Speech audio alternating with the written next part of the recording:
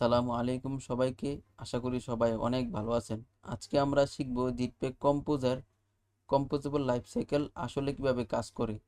অনেকেই ভাবে এটা অনেক জটিল, কিন্তু আসলে ব্যাপারটা অনেক সোজা। চলুন ধাপে ধাপে বুঝে নিই।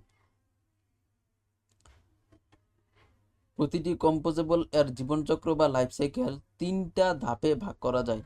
প্রথমে ইউআইতে ঢুকে বা এন্টার কম্পোজিশন, তারপর স্টেট পরিবর্তন হলে সেটা আবার চালানো হয়, একে বলে রিকম্পোজিশন, এবং শেষে ইউআই থেকে বের হয়ে যায় বা লিভ কম্পোজিশন।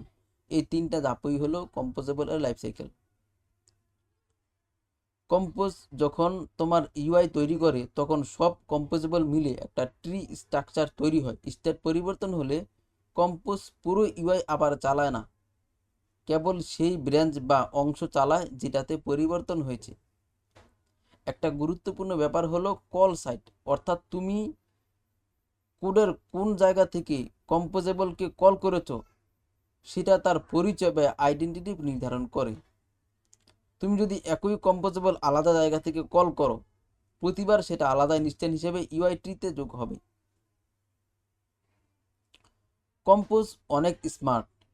যদি কোনো কম্পোজেবল বা ইনপুট প্যারামিটার পরিবর্তন না হয় আর সেটা স্টেবল টাইপ হয়, তাহলে কম্পোজ সেটাকে স্কিপ করে দেয়, মানে আবার চালায় না। স্টেবল টাইপ মানে হলো যেগুলো মান হঠাৎ করে পরিবর্তন হয় না, যেমন ইন্ট, স্ট্রিং, বুলিয়ান আর মিউটেবল স্টেট। তবে একটা সমস্যা হয় যখন আমরা লিস্ট দেখাই। যদি নতুন আইটেম লিস্টের নিচে যোগ করি, আগের আইটেমগুলো রিকম্পোজ হয় না। কিন্তু যদি উপরে বা মাঝে আইটেম যোগ করি, পুরো লিস্ট আবার রিকম্পোজ হয়। এর ফলে সাইড এফেক্ট, যেমন নেটওয়ার্ক থেকে ইমেজ লোড করা, সেটা ক্যান্সেল হয়ে আবার শুরু হয়। কি ব্যবহার? এটা এড়ানোর জন্য আমরা ব্যবহার করি কি। উদাহরণস্বরূপ, কি এর ভিতরে আমরা যদি মুভি.আইডি দেই, কম্পোজ বুঝতে পারে কোন মুভি ওভারভিউ কোন মুভির জন্য।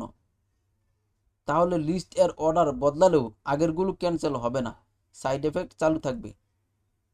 লেজি কলাম এও আইটেম ডিএসএল দিয়ে আমরা কি ব্যবহার করতে পারি।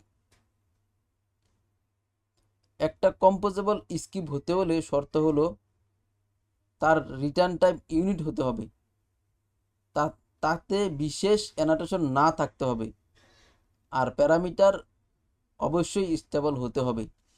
যদি কম্পোজ নিজে বুঝতে না পারে কোনো টাইপ স্টেবল কিনা, তখন আমরা @স্টেবল অ্যানোটেশন ব্যবহার করে ডিক্লেয়ার করতে পারি।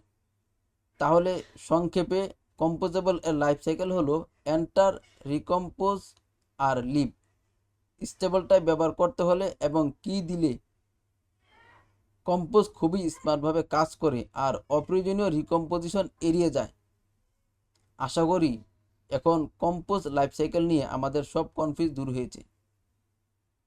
তো আজকের ভিডিওটি যদি আপনাদের ভালো লাগে অবশ্যই একটা লাইক দিবেন, আর আপনাদের কোনো বিশেষ মন্তব্য থাকলে কমেন্টে লিখে জানান। আর আপনি যদি আমার চ্যানেলটি সাবস্ক্রাইব করে না থাকেন অবশ্যই সাবস্ক্রাইব করে দিবেন। আর পরবর্তী ভিডিও দেখার আমন্ত্রণ রইল। আজ এ পর্যন্তই। আসসালামু আলাইকুম।